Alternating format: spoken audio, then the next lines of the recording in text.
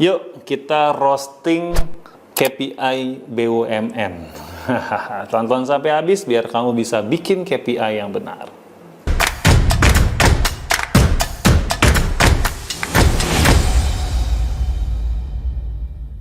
Halo semuanya, kembali lagi di channel Tanya Kak Sam. Nah, kali ini gua mau bikin konten tepi jurang ya. Dimana gua pengen memperlihatkan ke teman-teman, ini adalah contoh dari KPI yang dibuat oleh Kementerian BUMN untuk klaster BUMN tertentu. Jadi konteksnya adalah BUMN kan banyak nih. Ada yang lalu mereka punya klasternya, punya apa ya? Penggolongan-penggolongannya lah. Misalkan ini adalah klaster untuk BUMN yang bergerak di financial services misalnya, atau ada lagi klaster yang lain. Nah, saya nggak terlalu hafal ya klaster-klasternya ini apa. Nah, kita dapatlah nih dapat bocoran lah ya, dapat dari klaster BUMN ya, salah satu klaster BUMN. Saya nggak mau kasih tauin ini klaster apa, oke? Untuk menjaga confidentiality-nya. Saya juga nggak mau kasih tauin ini perusahaan apa. Nah, jadi sepemahaman saya, yang kita dapat bocorannya ini nih, KPI-nya itu udah ditentukan dari level Kementerian BUMN-nya. Jadi si perusahaan BUMN ini yang merupakan di salah satu dari klaster tersebut, itu tuh mau nggak mau harus nurutin gitu loh. Udah given ya, ini kamu harus capai. Nah, jadi saya menunjukkan video ini ya, saya tujukan untuk siapapun pihak yang membuat KPI tersebut ya, dan most likely mungkin dari si pihak kementeriannya. Nah, yuk kita lihat. Jadi kalau kita lihat di sini ya, pertama deh yang paling kelihatan langsung. Ini nih kalau kita jumlahin ya, jumlah KPI-nya itu ada 16. Saya ulang, 16 KPI, ya ampun. Dan kalau dilihat di sini ya, itu ada yang bobotnya cuman 2%. Saya berulang kali mengedukasi, kalau KPI-nya itu bobotnya kurang dari 10%, most likely orang nggak akan ngerjain. Ya, karena apa ya? Karena kalau nggak dikerjain pun nilainya juga masih bagus nih ya. Kalau yang 2% ini nggak dikerjain, saya ngerjain lain, saya masih dapat nilai 98. Ada lagi another 2%, ada lagi yang 2% lagi. Ya udah, otomatis saya ya nggak akan ngerjain yang kecil-kecil ini gitu loh. Nah, kenapa sih kok bisa punya KPI sampai 16 begini sehingga bobotnya jadi kecil-kecil? Pengalaman saya ini biasanya karena satu, strateginya kurang tajam. Karena kalau strateginya tajam, kita tahu betul, kita tahu lebih jelas prioritas kita itu apa. Nah, itu yang menjadi prioritas kita itulah yang menjadi KPI kita, kan gitu. Ya, ini kelihatan bahwa banyak maunya, ya, nggak mampu untuk memprioritaskan apa yang penting untuk dicapai di tahun tersebut. Jadi semuanya kayak ya udah masuk aja gitu. Saya nggak tahu gimana proses ngebuatnya.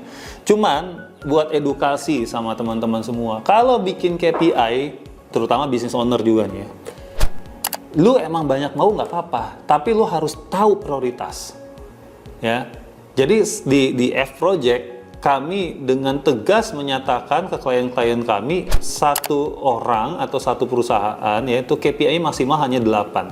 Jadi kalau bikin KPI perusahaan, ini kan KPI perusahaannya, itu maksimal 8. KPI individu juga sama, maksimal 8. Supaya bobotnya itu bisa lebih dari 10% atau sama dengan 10% minimal. Ya. Jadi banyak mau boleh, tapi pada akhirnya kita harus memprioritaskan, gitu. Nah, di sini saya nggak melihat apa prioritasnya gitu loh.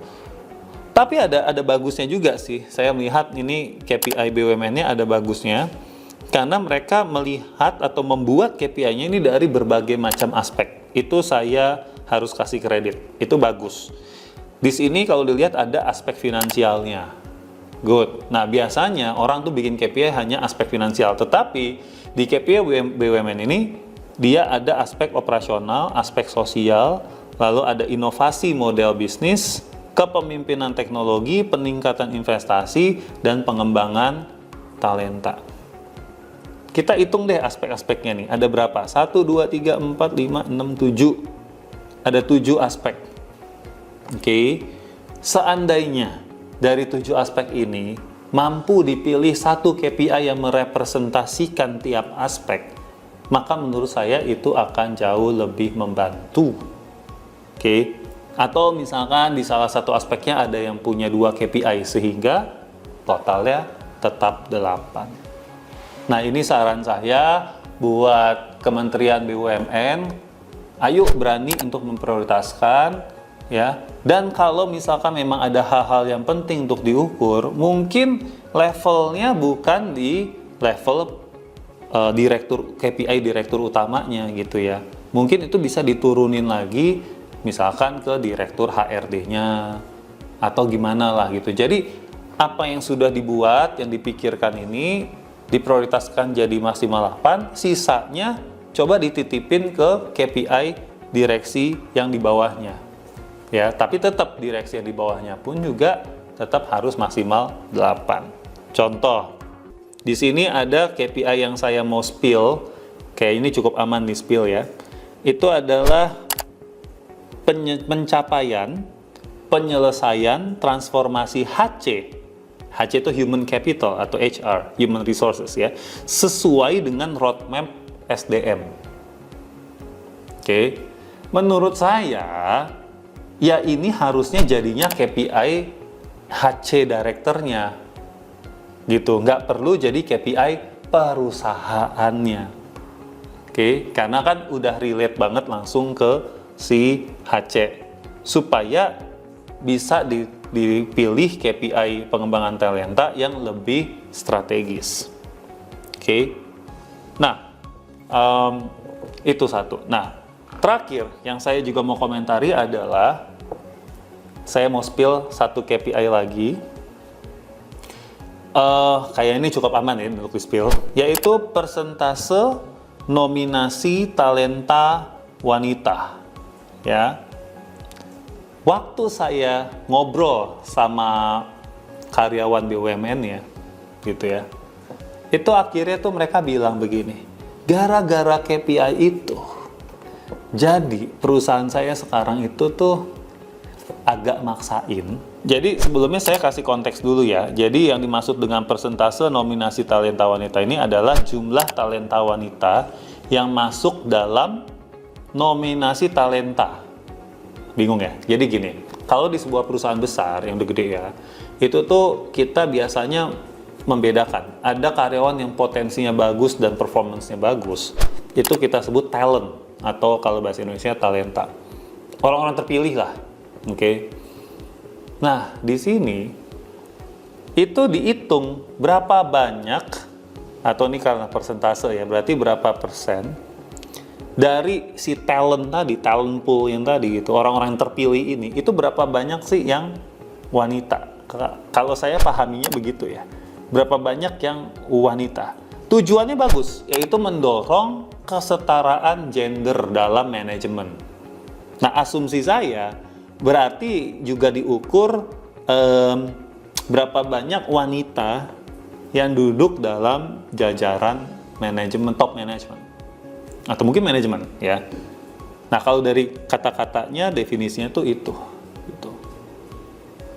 Maksudnya baik, tetapi ketika ini dijadikan KPI, perilaku yang terbentuk bisa jadi tidak sesuai dengan yang diharapkan. Contoh adalah akhirnya dipaksakan karena kita harus mempromosikan wanita atau harus memasukkan wanita ke dalam talent kita, talent pool kita.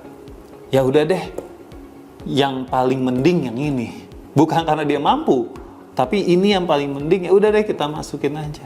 Padahal, kenapa ini bisa terjadi? Karena tidak semua perusahaan punya komposisi wanita dan pria yang sama. Ada perusahaan yang kebanyakannya itu pria. Jadi ya otomatis chance-nya atau opportunity-nya untuk si wanita ini jadi talent otomatis kan lebih kecil gitu loh. ya. Jadi kan harusnya nggak bisa disamaratakan gitu, harus sekian persen itu wanita, kan harusnya nggak bisa disamaratakan, harus dilihat lagi dong komposisinya. Dan juga menurut saya apakah benar itu adalah tanda dari sebuah kesetaraan gender, ya. Nah itu yang harus dipertimbangkan lagi gitu ya. Jadi semoga siapapun yang mempunyai influence untuk mempengaruhi KPI BUMN boleh dipertimbangkan lagi gitu, bahwa kejadiannya di lapangan itu banyak yang melihat ini jadinya memaksakan. Artinya akhirnya orang yang duduk di level tersebut atau menjadi talenta itu jadinya ya bukan yang sebenarnya adalah talenta.